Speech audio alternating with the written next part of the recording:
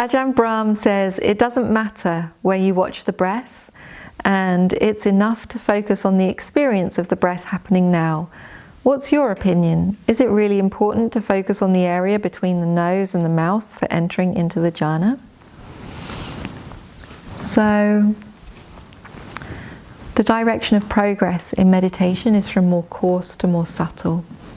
I think you've heard me describe this process many times.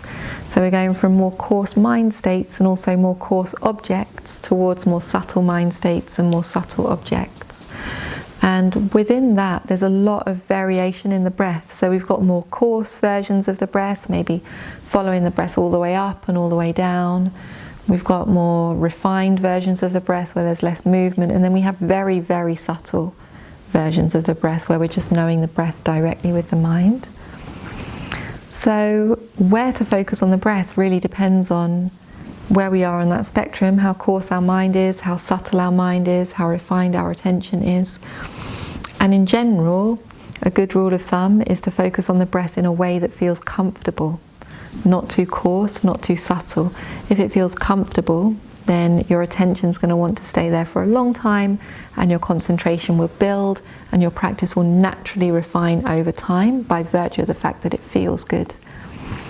And for most of the meditators, and there are some exceptions to this, but for most of the meditators, the breath is the most subtle here.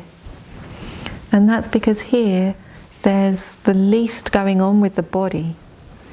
If you focus on your breath in the abdomen or in the lungs, for example, you've got so much more body movement and body sensation going on that when your practice really becomes subtle, you don't want to know that anymore. You want to be with something more refined. So meditators can find it more difficult to completely let go of the body when they're focusing on the breath inside the body.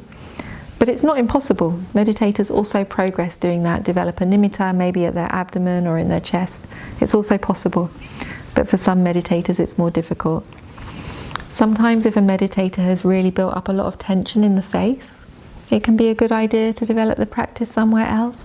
Or obviously if someone's got like sinus problems or something like that, like an obvious mechanical problem with their breathing at the nose, it can be much more comfortable to focus somewhere else. But for the majority of meditators, the breath here is going to be the most subtle place to practice when our mind is refined and we want to deepen towards the jhana. Does it answer the question? Anything on this?